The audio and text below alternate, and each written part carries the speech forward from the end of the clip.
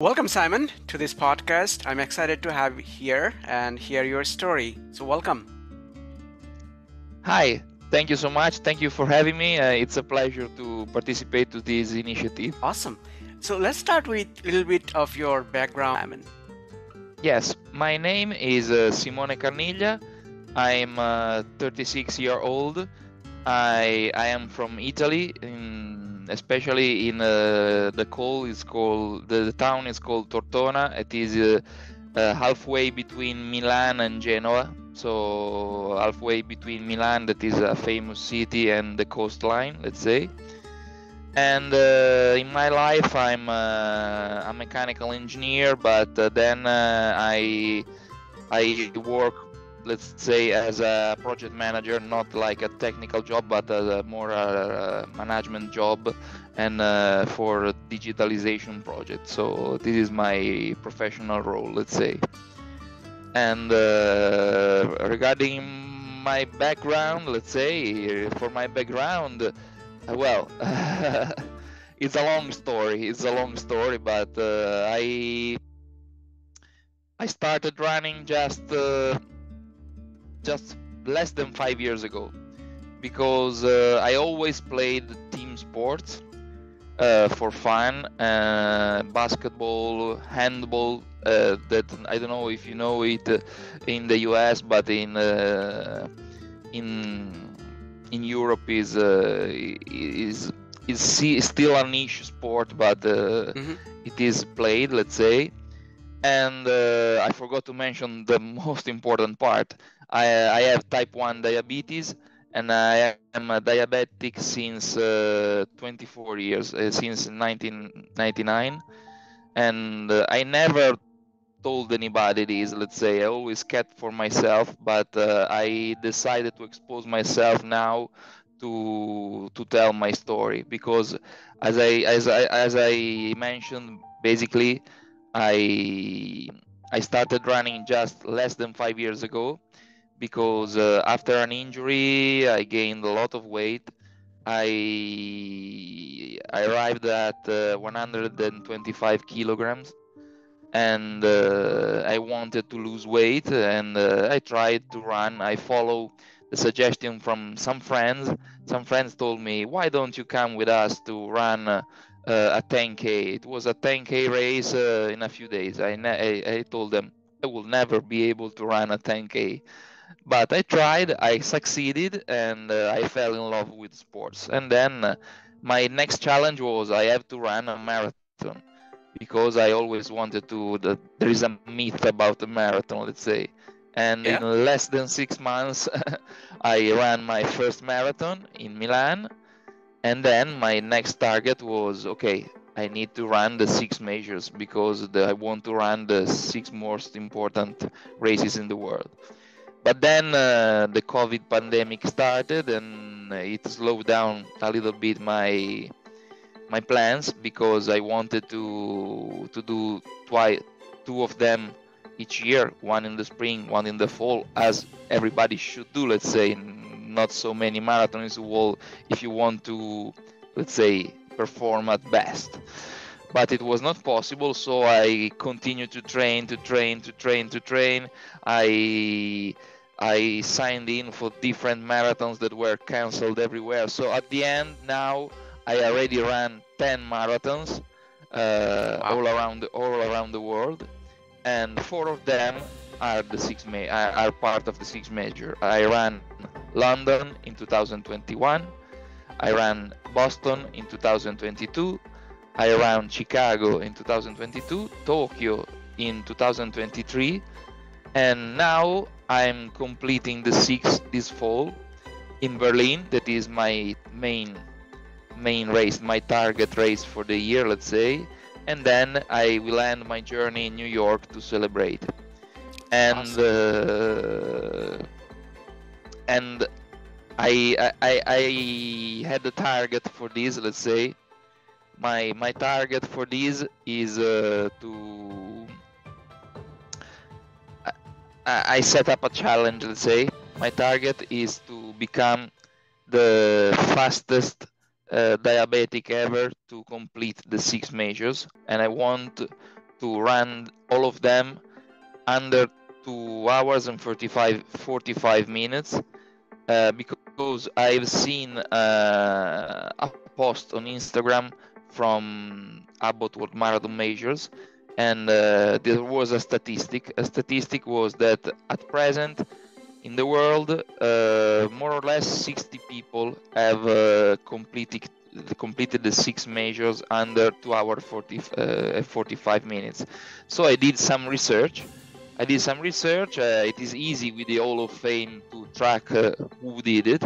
I track all the ones that did it, and I looked for information, and none of them had diabetes. So I will be the first diabetic to do this.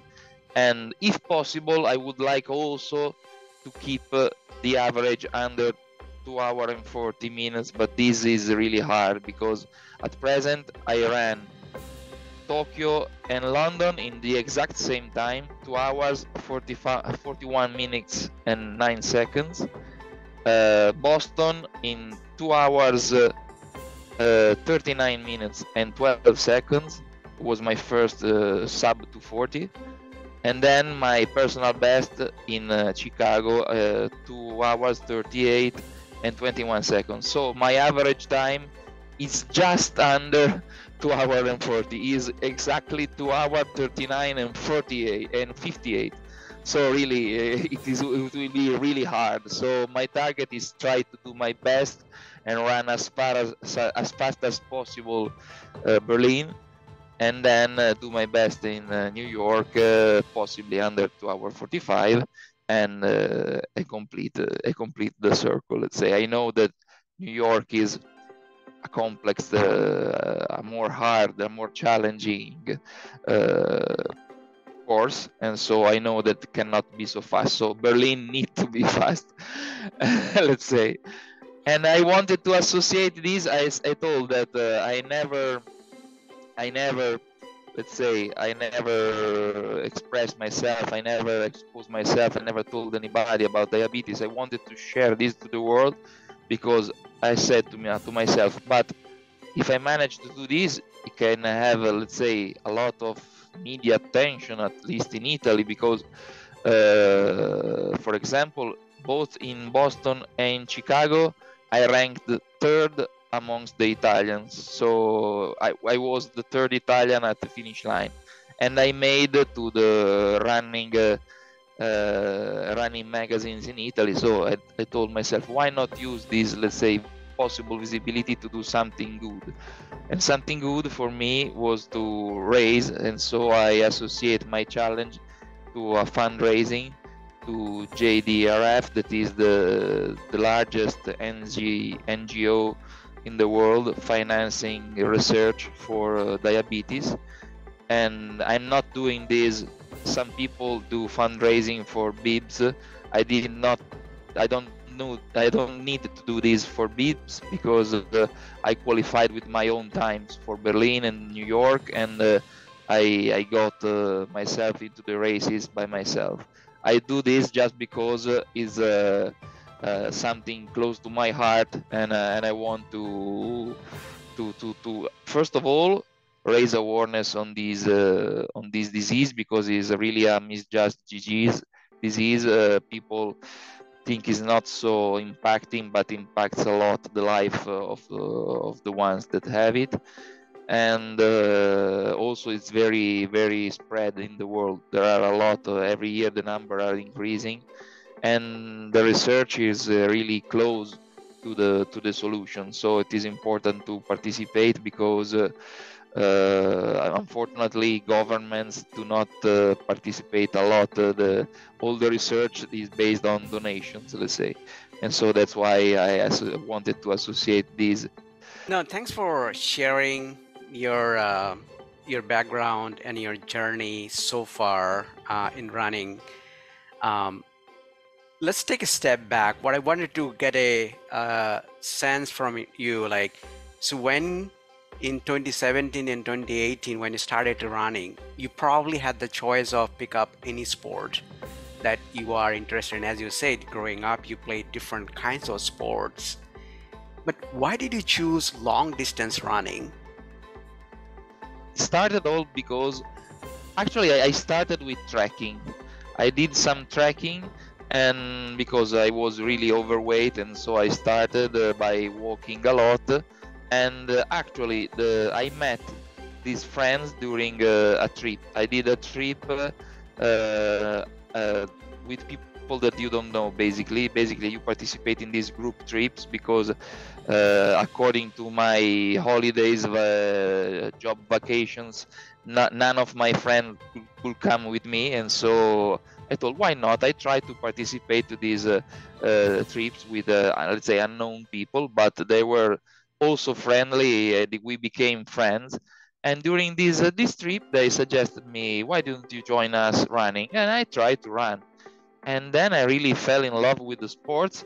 Let's say that I really liked all it is around this sport. I really liked the part. I don't know, this kind of mass participation. You feel part of something, as part of a community. Let's say there is really something different in running, I believe, than in other sports, because you feel part of a community. What I like about this sport is that you don't challenge, because we are not professional. We are not racing for money. We are not racing for positions. Let's say we race against ourselves. Let's say, and so you continue. You can always raise your bar. Let's say, now my target is this. If I improve, maybe my target is something a little bit bigger, and my target can be different from yours, but we can be in the same race and enjoy together with different targets, different paces. It doesn't matter the pace. Let's say we all enjoy, and I like this about the sports. Also, in which other sport you share the field with professionals? Let's say in Berlin, we will share the road with Kipchoge, let's say. Yeah. In other sports, I think it is not possible, something like that. And so there is people running at every pace. And also what I like is also, especially in the majors, because the majors are really special, the support of the crowd. Let's say in many measures. For example, for me at present, all of them were good, but London in specific was something incredible.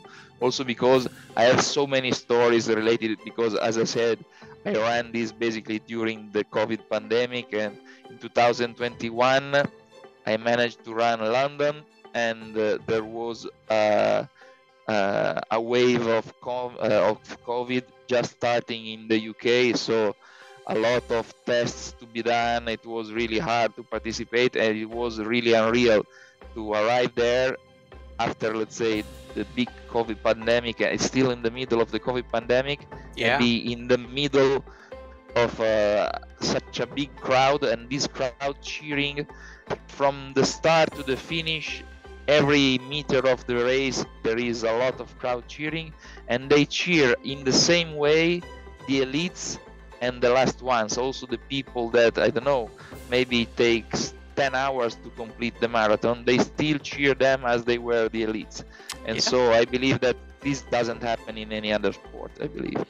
So your story is not only that you fell in love with running and you continued to race against yourself to get yourself better in every race. That's, I think, is an amazing story, and I totally echo your thoughts on, like, this is this unique sport where you are competing with yourself, but you get to play with the professionals on the same arena. But your story is a little different because you are dealing with type 1D diabetes. How is it to train and practice and run with type 1 diabetes? It is really hard. It is really hard, and this is what in my, let's say, social media, in my I'm trying to make the people aware about this, because really it is really underestimated, because basically as you know, everybody running a marathon has several factors to consider, several things that can go wrong during a marathon, but we have many more additional, a lot, because just, let's say, I try to sum it up. I don't want to be too scientific, let's say, but type 1 diabetes is an autoimmune disease in where basically your pancreas stops to work and doesn't produce any more insulin, and insulin is the hormone that reduces the glucose when you eat, let's say. And so you have this hormone and another hormone called glucagon that basically they balance your glucose in the blood based on everything, on what you eat, on what you train. We don't have this, and so basically we rely on injections of this insulin, and we have to basically calculate everything, because we calculate the carbohydrates that we introduce, because basically carbohydrates are complex sugars. And so based on how much carbohydrates you introduce, you know how much, with the experience, how much your body, let's say, get from this sugar, let's say how much the glucose level rises, and so you have to adjust with the insulin. But it is not so easy, because there are several factors, because the mood, how you feel, the weather. For example, for me, hot weather lowers a lot the blood sugar, while cold weather rises the blood sugar. But this can be different for anything else, for anybody else. And then it changes with the mood, with how you feel, with it's not easy. It's not easy, really not easy. And so basically we have to take several injections a day. We have to monitor continuously our glucose level. Unfortunately, now there are some new technologies, new devices that allows us to monitor this live with our phones. This is just something that research has developed in the recent years. Before, you had to prick your fingers and take the blood and measure it with the blood. Now it is easier. Let's say it's really live on your phone. But then, even if you know your glucose level, it is not easy to understand how much insulin you take. And if you take too much insulin with what you eat, then you risk to faint. You risk to pass out, basically. And so, for example, myself, I try to start the activity with a higher glucose level than, let's say, the normal, and then use the physical activity to lower this. But also having the glucose level too high is dangerous, because the body, to expel the sugar, makes you pee more, and you dehydrate more, both for the pee but also for your sweat. And so we are more subject to dehydration. For example, in Chicago, even if I did my personal best, I never had a perfect race. Also, the race of my personal best, I always had problems, because I was in line to be even faster, but I slowed it down at the end, and I figured out later that I was terribly dehydrated, because I kept the blood sugar too high in order to be sure to not faint. And so the idea will be to always have the glucose level perfectly in line, matching the start point, let's say, the start level when you start the activity, and what you eat during the run. But during the run, it is both for performance, as everybody else, but also to manage the glucose in the right way. So really, we have to keep in mind a lot of more than other people, and If we fail, we are in danger because we risk to pass out during the race. So No, it sounds an extremely challenging and precautions you have to take, and still you are able to, keep an awesome pace and shooting for the world record. So kudos to you. I'm sure this story would be inspiring for a lot of folks. Yeah.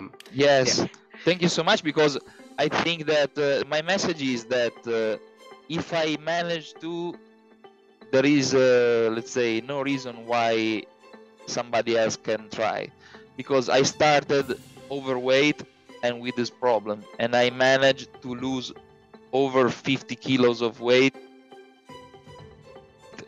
and have a better glucose level, have a better control of my disease. And so if I manage to, my message is also this: it's not just trying to crowdfund to fund for research, but also to inspire the people. If you want to start running but you think you are not able, you are not good enough, try, because if I succeed this, anybody can do this. Maybe at different paces, because maybe I have some kind of, let's say, talent. I don't know. I don't feel like I'm not so. Yes, for an amateur, I'm pretty fast, but they are still amateur time. So it doesn't matter. But if I manage to, anybody can. One thing I'm curious, because usually as runners, we are running the races by ourselves. It seems like it's an individual sport, but in deep down, I felt like over a period of years running, I feel like you need to have a support system, and I feel like it's actually a team sport. Looking at your effort and the accomplishment so far and the goals you are striving for, how does your support system looks like? Do you think running is an individual sport or it's sort of a team sport? No, I always tell to my, let's say, close support team that it is a team sport, because, for example, not only the people, for example, I owe a lot to my father, because my father, especially in Italy, when I participate to smaller events, maybe half marathons and 10Ks during my preparation, he always comes with me because he likes to support. He helps me with, I don't know, maybe hydration during the course. So it is really important to me as a support. And he is part of the team, for example. And part of the story, because he never left my country. He never traveled outside Italy, and I promised him, you will come with me in my final race.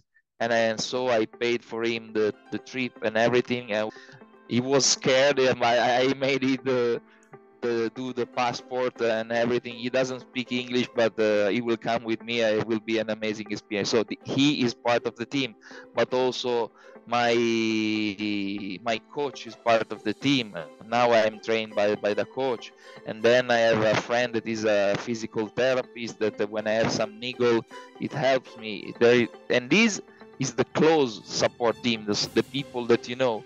But I believe that is a team sport also because when I travel for the majors, apart now that in New York I will bring my father with me, but I always do travel alone. But I always meet somebody. I have stories to tell on each of these majors. I always met by chance people both from any part of the world. I made friends from any part of the world. I have friends from Italy. I have friends from the UK. I have stories with people from the US, from all around the world. So really, and these people, what I like about this is that they are a support team, because it's not that you meet them during these races and then you don't see them never again. We keep in touch, we follow each other not only on Strava, but maybe we meet in other races. So definitely you run alone, but you never run alone. Both for what I said, for the crowd, but also because you have always a support team with you. Yes. No, that makes total sense. Now, coming back to Berlin, so what you're looking forward to, Simon? Well, Berlin, Berlin, as I told you, is my target race for this year. Unfortunately, I had some problems during the preparation. I had a previous injury, so I don't know if I will manage to run as fast as I wanted. But since Berlin is famous to be the fastest one, let's say the fastest of them all, I wanted to do my personal best, and I still want to. I will strive to do my personal best, but I had in mind a dream in mind, but I believe that that pace is out of reach now. But I will try to perform as fast as possible, and so I want a fast race. And then again, it will be special because Eliud Kipchoge is an inspiration for me. Was an inspiration. I think that also his motto, "No human is limited," matches pretty much with the message that I want to spread with my story, and sharing the road with him. And I hope we both will achieve our personal best. That for me is a personal best. For his is a world record. For him is a world record, but it will be amazing. Yeah. No, looking forward to. We'll cheer you up. And wish you all the very best.